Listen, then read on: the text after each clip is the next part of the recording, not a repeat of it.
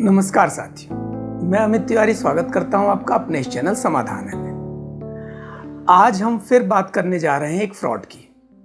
यह फ्रॉड है इंटरव्यू के नाम पर धोखाधड़ी और लूट से जुड़ा हुआ।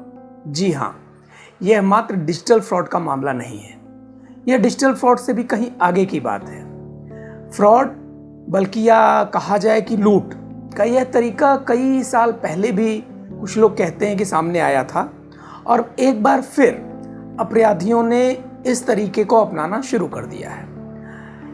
यह कैसे काम करता है, किस तरह से अपराधी आपको झांसे में फंसा सकते हैं और कैसे वह लूट या इस फ्रॉड को अंजाम देते हैं, आज अपने इस वीडियो में हम इसी विषय पर विस्तार से चर्चा करेंगे और इससे बचाव के तरीकों पर भी विमर्श करेंगे। इस तरीके को एक कहानी के रूप में समझते हैं। एक लड़का है जो रोजगार की तलाश में है। जहां भी उसे रोजगार का कोई विकल्प नजर आता है वह वहां अप्लाई कर देता है। अचानक एक दिन उसके पास एक कंपनी के एचआर की तरफ से फोन आया जिसमें कहा गया कि आपका सीवी सेलेक्ट हो गया है और आपको जल्दी ही इंटरव्यू के लिए बुलाया जाएगा।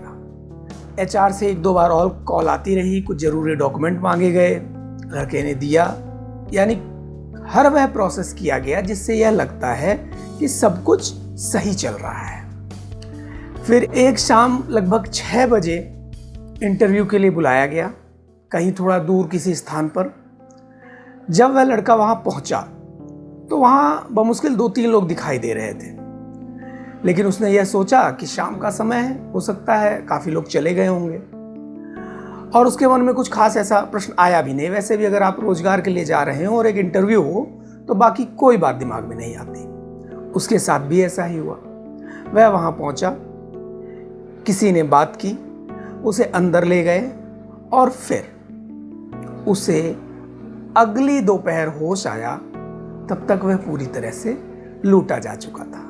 उसके पास जितने भी पैसे थे अब जेब में कुछ नहीं बचा था। हाँ, मोबाइल छोड़ दिया गया था, लेकिन उस मोबाइल से जितना भी संभव था, जितने ऑनलाइन ट्रांजैक्शन संभव थे, जितने पैसे ट्रांसफर किए जा सकने संभव थे, सब कर लिए गए थे। अगली सुबह दोपहर जब उसे होश आता है, धीरे धीरे चीज़ों को याद करते हुए वह घर वालों से संपर्क करता है और घर पहुंचता है। अब आप सोचेंगे भला हुआ क्या है? जी, जैसे ही वह वहां इंटरव्यू के लिए गया, कुछ देर बाद उसे पानी पीने के लिए दिया गया। उस पानी में ही एक नशे की दवा दी गई जिससे वह बेहोश हो गया। यह बेहोशी क्या होती है? दरअसल यह जहर खुरानी का तरीका होता है। जैसा कि हमने अखबारों में पढ़ा है, बस में जा रहे थे, जहर खुरानी का शिकार हो गए। इसीलिए कहा जाता है कि चलती बस, ट्रेन में किसी के हाथ से खाना ना खाएं। यह सब जहर खुरानी होती है। इसमें कुछ ऐसे रसायनों का प्रयोग किया जाता है जिससे व्यक्ति अचेत हो जाता है। वह सामने वाले की बातों को सुनता है, उसके हिसाब से काम करता है, लेकिन उसे कुछ याद नहीं रहता। काफी कुछ ऐसा ही उस लड़के के साथ हुआ था। घर वाले जो पिछली रात से परेशान थे, किसी तरह अपने बच्चे को पाकर शांत हो गए। नतीजा यह हुआ कि इस घटना को पुलिस में दर्ज नहीं कराया गया। अमूमन ऐसी किसी भी घटना को पुलिस में दर्ज नहीं कराया जाता है, कारण कि जब बच्चा अगले दिन घर वापस ही आ गया तो कोई परिवार यह नहीं चाहता कि इसके बाद वह पुलिस के झंझट में पड़े। इसी बात का फायदा अपराधी उठाते हैं। वह किसी भी व्यक्ति को बहुत लंबे समय तक अपने पास नहीं रखते। कुछ घंटे में ही जैसे ही उनका काम सध जाता है, यानी वह लगभग उससे सारे पैसे लूट चुके होते हैं, ऑनलाइन और डिजिटल तरीके से जितने संभव ट्रांजैक्शन वह कर चुके होते हैं, तो उसके बाद उस व्यक्ति को कहीं छोड़ देते हैं। इस घटना के बारे में हमें उस लड़के के परिवार से ही किसी ने बताया है। उनका कहना है कि चूंकि ऐसी घटनाएं खबरों में पढ़ने में नहीं आती हैं और इसीलिए नहीं आती क्योंकि इनकी रिपोर्ट नहीं कराई जाती, तो इस घटना के बारे में लोगों को बताया जाना चाहिए। और आज हम इसीलिए इस पर चर्चा कर रहे हैं ताकि इस प्रकार की धोखाधड़ी से आप या आपके सगे संबंधी बचे रहें। अब आपके मन में प्रश्न आएगा कि भला इसमें किया क्या जा सकता है? जॉब के लिए कॉल आती है, इंटरव्यू के लिए बुलाया जाता है, सारे डॉक्यूमेंटेशन पूरे किए जाते हैं, तो फिर भला हम यह कैसे अंदाजा लगाएं कि फ्रॉड हो रहा है? आखिर जॉब के लिए इंटरव्यू देने तो लोग जाएंगे ही, बिल्कुल जाएंगे। यहाँ कुछ छोटी छोटी बातों का ध्यान रखा जाना चाहिए। पहली बात, अगर आप रोजगार की तलाश कर रहे हैं तो हमेशा ध्यान रखें कि रोजगार के बारे में बताने वाली जो कुछ समर्पित साइट्स हैं, आप केवल उनका ही प्रयोग करें। यूं ही गूगल सर्च पर जाकर नौकरी तलाशने की कोशिश न करें। इसके अलावा आप क्या कर सकते हैं? अपने परिचित लोगों के माध्यम से रोजगार के बारे में पता लगा सकते हैं। यहाँ तक कि अगर आपके पास किसी वेबसाइट के माध्यम से कोई फोन आए तो वह जिस भी कंपनी का उल्लेख करे, उस कंपनी के बारे में पहले पता लगाने का प्रयास कीजिए। वह कंपनी कहाँ है, क्या काम करती है, अपने कुछ परिचित लोगों से जानने का प्रयास कीजिए, या इंटरव्यू से पहले ही एक बार प्रयास कीजिए कि उस कंपनी का किसी तरह से एड्रेस पता लग जाए। चूंकि एचआर आपसे बात कर रहा है, डॉक्यूमेंट मांग रहा है, तो आप भी कंपनी की प्रोफाइल मांग सकते हैं, मांगिए। अगर उसमें कोई एड्रेस लिखा है तो एक बार इंटरव्यू से पहले ही यूं ही धीरे से घूम कर चले आइए। यह पता लगा लीजिए कि क्या वास्तव में वहाँ कोई कंपनी है, क्या वास्तव में वहाँ काम चल रहा है, क्या वहाँ 10, 20, 50 लोग आते हैं। अगर ऐसा ना हो या एचआर की तरफ से दिए गए डॉक्यूमेंट में कंपनी का कोई एड्रेस न दिखाई दे रहा हो तो सतर्क हो जाइए। कोई भी कंपनी अपने फिजिकल एड्रेस को छुपाकर काम नहीं करती है।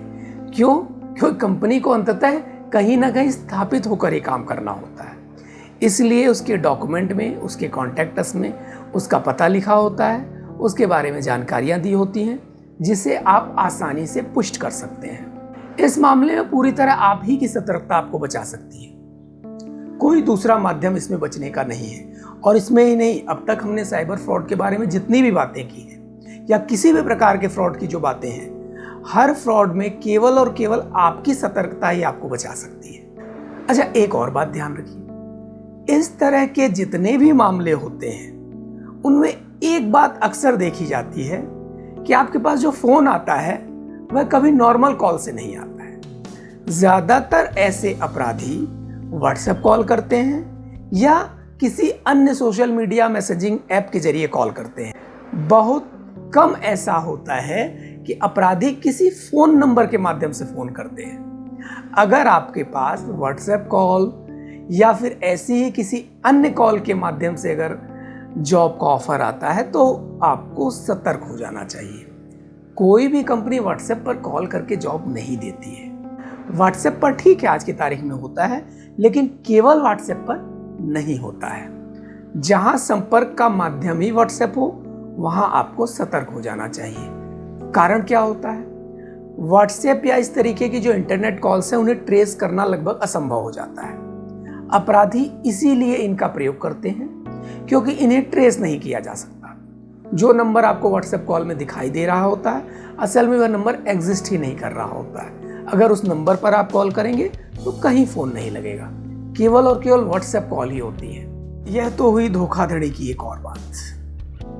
धोखाधड़ी, फ्रॉड और इस तरीके की जितनी घटनाएं, जितने अपराध हो रहे हैं, इनके अनगिनत तरीके हैं। अब तक लगभग कई तरीकों पर हमने बात की है। आगे भी कुछ ऐसे तरीके अगर हमारे सामने आएंगे तो हम आपसे उस पर विमर्श करेंगे।